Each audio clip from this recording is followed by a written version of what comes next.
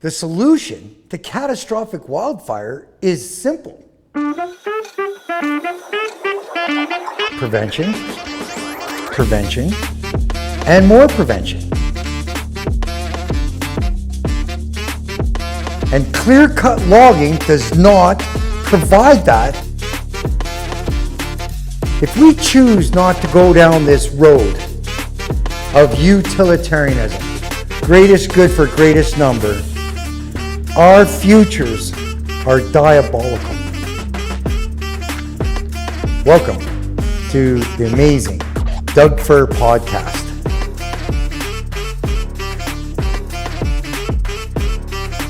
A true environmental guru. So today, we're going deep. Real deep. The word I'm going to use today to describe this podcast is existence. Existence? Yeah. What is existence? How does existence affect us? How did it become? How is it still moving? What's going on? Time, energy, truth, light, nutrients. That's what makes our existence here on planet Earth viable. Because we have all that symmetrically all seems to come together, and here we are, planet Earth, driving, walking, running, working out, doing whatever we want, canoeing. It really, truly is incredible. Whether you're a Christian or a Muslim or an atheist or an agnostic or blah, blah, blah, or you're nothing. This place is sick. It's incredible. So now it's how are we going to deal with this existence as we're moving through time and space? And we're not doing very good at it. I hate to say, as a utilitarian that understands our planet and understands politics and understands economics, we're not doing very good. You know, sometimes I think that we came here not for the purpose of looking for where we came before we were born or where we're going to after we leave, but just the adventure of life here and now. Touching, feeling, smelling, hearing, the emotions, feelings. But we're not doing very good. We haven't amalgamated or assimilated onto our planet as well as we should. Otherwise, we wouldn't have things like war. We wouldn't have things like things that we cause. Like, for example, the fisheries in Canada on the East Coast back in the 90s. All these boats came in and they fished till there was nothing left. Why would you do that? Does that make any sense? No. Why don't you have your controls? If you don't have your controls and you can't keep track of your numbers properly using science, technology, and innovation, that's the kind of things that you're going to have going on. And we have a lot of that going on. Too much, not enough. Where's perfect balance? Where is perfect balance? Or at least the attainment to get to that perfect balance, environmentally or elementally. Spiritually, hey, each to their own. Your salvation is your salvation. And there's 8 billion people and there's 8 billion salvations on what's going to happen after. But this is about now, here and now, living, thriving on this planet. Yeah, it's big picture philosophy, but man, you know, the wars and the fighting and the carnage. Destruction. You know, I giggle sometimes because like construction and destruction. Construction, destruction. So if you're going to destroy, you could call it controy. So destruction, construction. Destroy, controy. So a controyer would be somebody that brings things back, just like the constructor that builds, not the destructor that ruins. So I giggle sometimes, it's been a lot of years, but I call it a controyer. So that's what we need, is we need a controyer. We need somebody to come in and fix all this stuff and stop the destruction, start the healing and the repair and the fixing that needs to happen here so that we can live sustainably on this planet for maybe many, many, many more eons. We're just such a small speck to geological time. It's like all the sand in the world, and you're just one piece of that sand, of all the sand in the world. That's how important you are. Meanwhile, to you, you're the center of the universe. The center of the universe. And nothing else matters.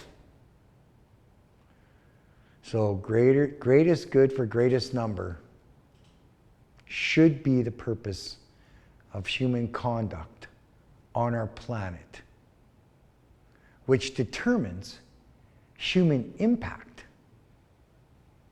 therefore determining conduct and then outcome. Simple. So coal-fired plants, electrical plants, all these big boats running oil back and forth from continent to continent. It's like the funniest thing ever, not really funny, but seeing a boat loaded full of oil going this way in the ocean and then a boat passing it by going this way full of oil. It's like, well, you guys couldn't figure that out? Like, this is about money. Somebody's making money on those big boats. Meanwhile, why do we have to be so anti-earth? Why can't we be more earth-friendly? Just like Pamela Anderson said here on the internet. Got a giggle about that.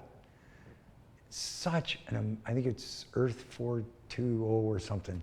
Anyways, amazing. We need to bring our awareness to this so that we can start making those changes that can determine our conduct, therefore determining our impact on Earth. And we can start feeling better about what we're doing instead of worse. I live in a little town called Lethbridge. And I don't have anything really nice to say about the city of Lethbridge and how they operate. They are horrific with all their trees. I give them an F, outright F. F. From as long as I've been an arborist, 25 years, F, F, F, F every year. It is horrible.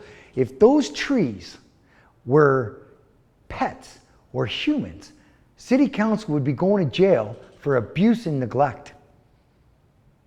It's hard to watch, especially when you try to be a professional and do the best that you can do for everybody in their private homes and residences. And then to watch a public entity that's voted in by the public squander that resource away like it means nothing. They use the Old Man River as a sewer. A sewer.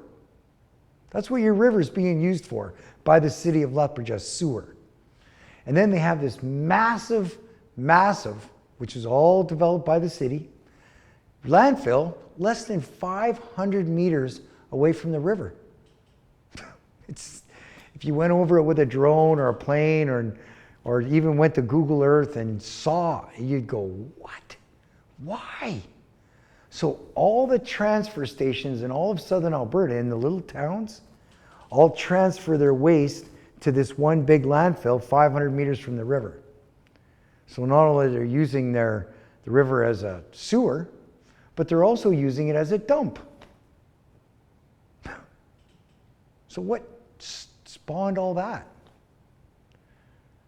It's all about them being in control and us letting them have control so that they can do whatever they feel like doing without consultation to us. And because of a lack of knowledge and a lack of will to divulge knowledge, here we sit. Sewer, dump. River, nice. And I just did recently a big survey and assessment of the fuel loads in the river bottom around this city. And there's a big indigenous reserve just outside of town. It's the biggest in Canada, the Blood.